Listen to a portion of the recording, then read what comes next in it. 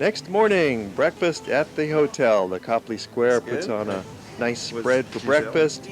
Bacon and eggs, cereal, juices, typical of our breakfasts on the tour. Get us all fueled up for the day's activities. Good morning, folks. Good morning, sir. Thank you. Aloha. Aloha. Today's bus tour is a continuation of yesterday's Freedom Trail. For the first stop is Old Ironsides, and then we'll go on to Lexington and Concord. Is the oldest commissioned warship afloat in the world.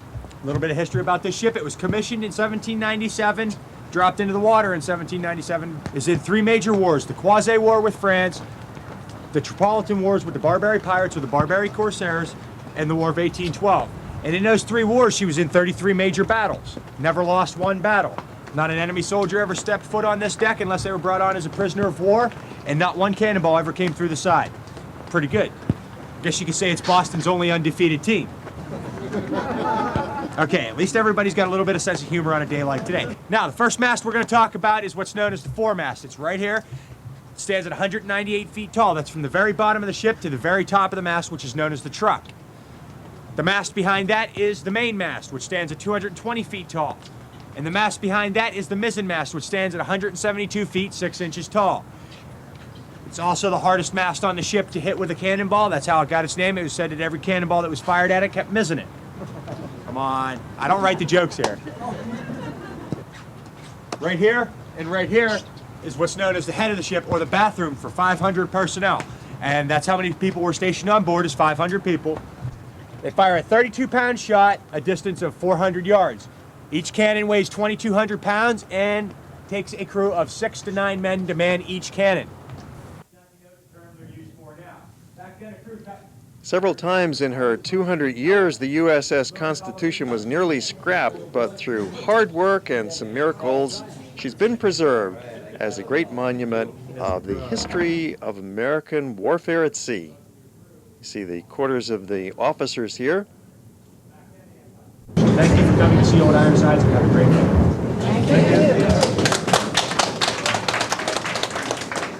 Any stairway that goes up except... Today it's the flagship for the commandants of the 1st Naval District, and there's a squadron of active Navy sailors who are attached to the ship who take care of it and guide you around. Sir. What are these spikes you're carrying? These are boarding pikes. Boarding pikes. And what do they do? This is what they use to fend off sailors that would hop on board during war and battle. Spear. And next we drove a few miles over to Cambridge, the home of America's oldest and most prestigious university, Harvard. It has a beautiful campus. The statue of John Harvard was the work of Daniel Chester French. We'll see more of his work when we get out to Concord.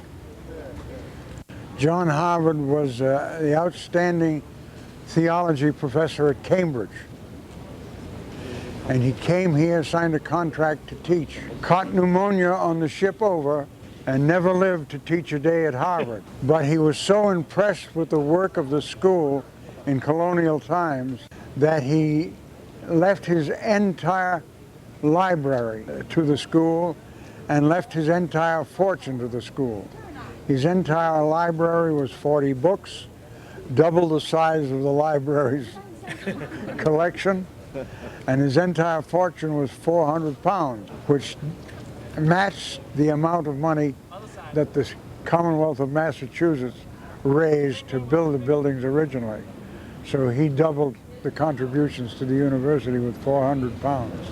These dormitories are all freshman dormitories. Freshmen are not allowed to live anywhere but in the Harvard yard. At the end of their freshman year, they can live in any number of places they want to. Some of the Harvard student digs around here are real grungy. The Widening Memorial Library is a gift of Mrs. Widener as a memorial to her husband and son, who went down in the most popular ship in the world, the Titanic. It is the 3rd largest library in the world, exceeded only by the Papal Library at Rome and the Congressional Library in Washington, D.C. Beautiful building, beautiful institution. The campus of Harvard is open to the public, and there are several important museums that you would enjoy visiting as well here. The whole campus is a vast collection of colonial buildings that date back to the founding of the college, which was in 1636, just 6 years after the area was first settled. Remarkable collection of buildings, beautifully preserved, right in the heart of Cambridge. The Fogg Museum of Art is the most famous of the museums. It has the collection of glass flowers inside, along with a lot of paintings and sculpture. Making our way from Cambridge to Lexington, we're retracing the route of the British Army back in April 19th, 1775. But along the way, we stopped for a luxurious lunch at the Cracker Barrel restaurant. It's a neo-colonial style of building. We have all the modern comforts here to ease our way, unlike the Minutemen back in 1775 who were about to fight the historic battle with the shots heard round the world. When Paul Revere took off from Boston on horseback, the fate of a nation was riding that night.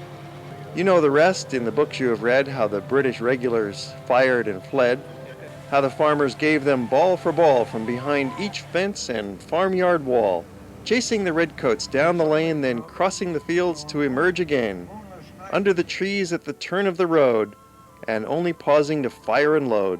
So through the night rode Paul Revere with his cry of alarm to every village and farm, and our guide tells us all about it on the site where it actually happened at Lexington. Captain Parker told his men, "Stand your ground. Do not fire unless fired upon. But if they intend to have a war, let it begin here." He lined his men up in 2 rows over here, over in the general direction of that monument. The British came into town about 7 o'clock in the morning. They had marched all night, and a poorly organized expedition. Our side was also poorly organized.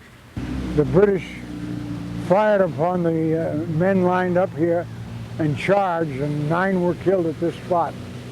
And the ladies and non-combatants of the community were all out on the front porches to see the parade.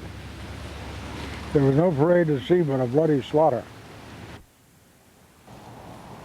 The British had an army of 800 redcoats facing 130 American farmers with muskets, the Minutemen.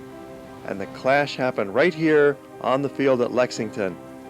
10 Americans were killed, 10 more were seriously wounded, and the British marched on, heading for Concord. Remember, they were looking for Samuel Adams and John Hancock. They wanted to arrest them, and they also wanted to seize the muskets that they believed were being stored in Concord. This was the beginning of the Revolution. That was the first skirmish at Lexington, and now we're heading on to the even more historic site at Concord. We're retracing the route of the British Army, who continued marching under the orders of Colonel Smith and searching door to door, looking for Sam Adams and John Hancock and seizing muskets and munitions wherever they could find them as they marched from Lexington on to Concord. Just a few miles separate these historic villages. And even today, many of the houses that we pass along the road date back to colonial times. The architecture is authentic and original, and the neighborhood really has been very well preserved. It's all part of the National Park idea that's an all-encompassing area zone around Lexington and Concord. And fortunately, there just has not been a lot of modern development in this area for us. So therefore, there's countryside, and the beauties of nature are at their best, especially in mid-October as we're traveling today. The fall colors are really peaking at this little pond. A golden oasis in the midst of the farmlands. If you want to see the fall colors at their best, you'll find that mid-October is the best time to be visiting the Boston area. If you're further north, say up in Canada, then the very end of September, early October would be quite nice. And if you're further south along the East Coast, such as down in Washington, then late October is preferable for the peak of the colors. The fall colors are in full bloom, as you can see. We're traveling during the month of October, a great time to visit New England. And we've arrived at Concord Bridge. This is where the shot heard round the world was fired, according to Emerson, who wrote the poem. It's a tranquil scene today, but this is where the rebels killed their first British soldier, starting the war. There's ducks in the Concord River at Minuteman National Park for the next chapter in our story. We're going down now to the rude bridge that arched the flood where once the embattled farmer stood and through the world and fired the shot heard round the world. And then we arrive at the actual site of the skirmish between the American farmers and the British soldiers. When they get down to this point, they were killed by British fire. See, these weren't trained soldiers who only acted upon the orders of their officers. They were rather independent and too often acted in their own interest. The statue you saw in Lexington was the statue of the Minuteman. This is the statue of the embattled farmer. The reason for the tremendous historical importance of the battle fought at the North Bridge here at Concord River is that it was the first American victory in the Revolutionary War. In fact, this day, April 19th, 1775, can really be seen as the actual beginning of the Revolutionary War. For it was the first day when shots were fired. And this is the place where it happened, the old North Bridge at Concord. Up until this day, there had been a lot of disputes, of course, between the settlers and the British. As we've heard from our guide earlier, there was arguments for years and years about taxation and representation. There was the Boston Massacre a few years earlier and the Boston Tea Party and other kinds of incidents. But it was here on this day, April 19th, 1775, that the war broke out. And what happened after the skirmish at the bridge is that the British Army retreated back to Boston, and all along the way they were attacked by more American colonists, and it turned into a major rout. A great victory for the Americans, and tremendous celebration, and yet at the same time, great sadness at the realization that the war had begun, and it would not end until victory was ours. Another wonderful historic site along the way, going back to Boston, is Walden Pond. Henry David Thoreau lived here from 1845 to 1847 and wrote his famous book, Walden, or Life in the Woods, that espoused the values of simplicity and love of nature. He said that most of the luxuries and many of the so-called comforts of life are not only not indispensable, but positive hindrances to the elevation of mankind.